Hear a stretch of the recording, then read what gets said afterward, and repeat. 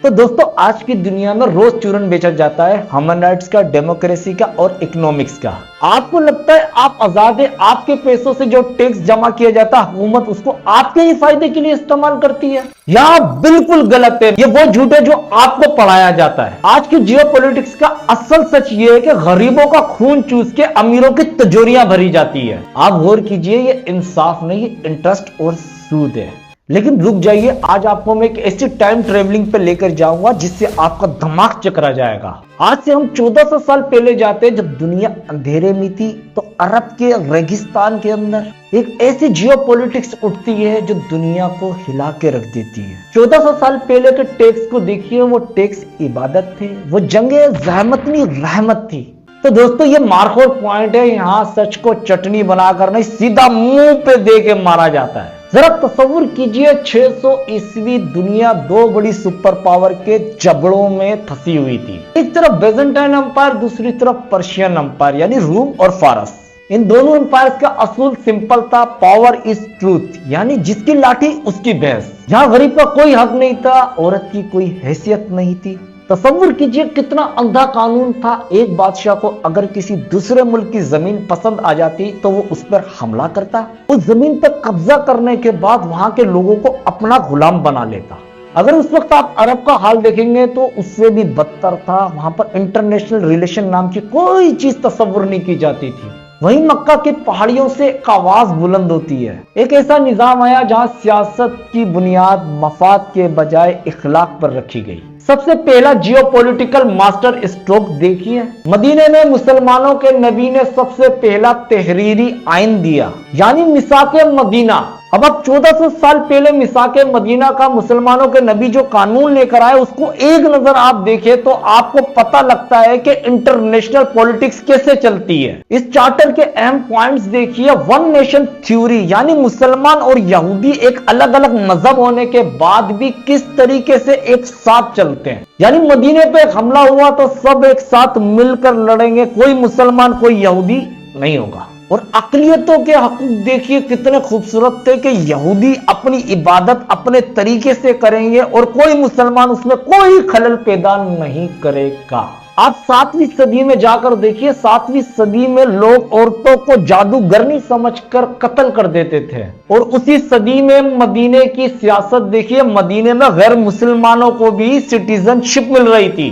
یہ تھی اسلام کی جیو پولیٹکس، جو کنٹرول کرنے کے لیے نہیں، انصاف دینے کے لیے تھی۔ اور دنیا کو اسلام نے بتایا کہ طاقت صرف تلوار میں نہیں، صبر میں اور ڈپلومیسی میں ہے۔ آپ صلح حدیبیہ کو ایک نظر دیکھیے، یہ اتنی سخت شرطیں تھی کہ مسلمان آپس میں گھبرائے ہوئے اور ڈرے ہوئے تھے، یہ کیسی پالیسی لائی جا رہی ہے۔ جہاں صحابہ کرام پریشان تھے، وہاں مسلمانوں کو اپنی ہار لگ رہی تھی۔ لیکن مسلمانوں کے نبی کی نگاہ کہاں تک تھی؟ جو کوئی نہیں دیکھ رہا تھا وہاں تک تھی، لیکن آج وہ نظر آتی ہے، اس نگاہوں کا اثر نظر آتا ہے۔ جہاں نتیجہ صرف 2 سال میں آتا ہے، جہاں 18 سال میں اتنے مسلمان نہ ہوئے، وہاں 2 سال میں اتنی بڑی اکثریت مسلمانوں کے سامنے آئی۔ ان سب کا ایک ہی تھا، وہ تھا صلح حدیبیہ۔ پھر اس وقت میں مسلمانوں کے نبی نے دنیا کی 2 سپر پاور کو خطوط لکھے، ایک بڑی طاقت کسرہ روم اور دوسری بڑی طاقت کسرہ ایران۔ یہ خطوط صاف بتاتے ہیں، یہ کوئی بھیک نہیں مانگ رہے تھے، یہ برابری کی سطح پہ انصاف کی بات کر رہے تھے۔ یہ اتنے بڑے ڈپلومیٹک چیلنج تھے کہ خطوط پہ صاف لکھا ہوا تھا، اسلام لاؤ سلامت رہو گے۔ اور اس کے ساتھ دنیا کو اصول دیا کہ آپ کبھی کسی سفیر کو قتل نہیں کرو گے۔ اب آپ آج کل کی جنگیں دیکھیے، اسپتالوں پہ حملے، بچوں کے قتل اور کیمیائی ہتھیار، اور پھر کہتے پھرتے ہیں ہم مہذب سیویلائزڈ ہیں۔ اب آپ اسلامی رولز آف وار سنیے جو 1400 سال پہلے رکھے گئے، یعنی 1400 سال پہلے لشکروں کو جب جنگ پہ بھیجا جاتا تھا تو بتایا جاتا تھا عورتوں، بچوں اور بوڑھوں کو قتل نہیں کریں گے، درختوں کو آپ قطعی نہیں کاٹ سکتے، کسی بھی عبادت گاہوں کو نقصان نہیں پہنچانا اور بلا ضرورت جانور کو ذبح نہیں کرنا۔ اب آپ آج کے دور میں آئیے، ذرا دیکھیے امریکہ اور اسرائیل کو انسانیت کے سب سے بڑے چیمپئن بنتے، مگر غزہ میں انہوں نے کیا کیا؟ اسپتال، عورتوں، بچوں، کسی کو نہیں چھوڑا۔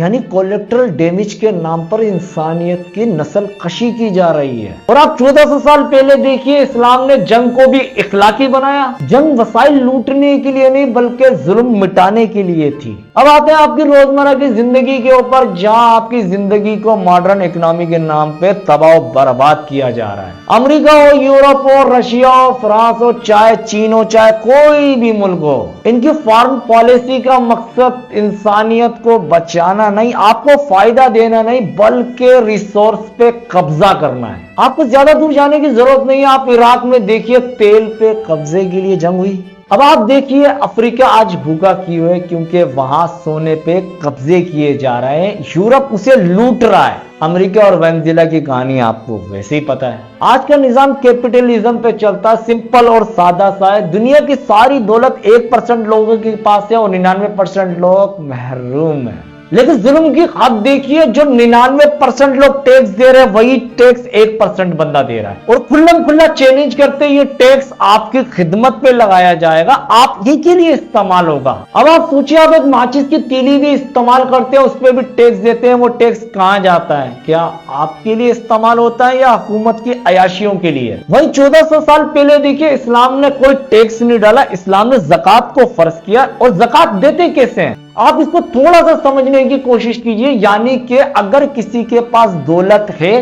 वो 2.5% किसी गरीब को देगा, यानी वो किसी हुकूमत को नहीं देगा, और हुकूमत कोई अपनी तनख्वाहों में उस ज़कात को इस्तेमाल नहीं करेगी।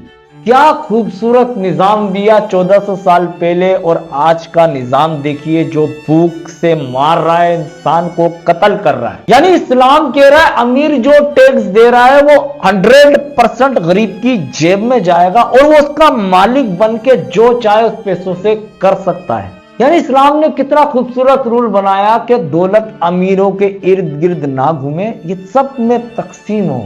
यानी 1400 साल पहले बनाया हुआ कानून के तहत आज दुनिया के 50 अमीर तरीन लोग ज़कात दे ईमानदारी के साथ, तो अगले साल गुर्बत नहीं रहेगी। लेकिन वो नहीं देंगे क्योंकि ये मॉडर्न निजाम लालच पर बना हुआ है, और इस्लामी निजाम इसार पर, ईमानदारी पर, इंसाफ पर। आज का इंसान आप देखिए डिप्रेशन का शिकार है। सुकून सिर्फ हक के साथ है, और हक में ही सुकून है। अब आप देखिए, 1400 साल पहले इस्लाम ने जियोपॉलिटिक्स में क्या दिया? गुलाम को सरदार बना दिया, औरत को विरासत का हक दिला दिया, और गरीब को रियासत की जिम्मेदारी दे दी।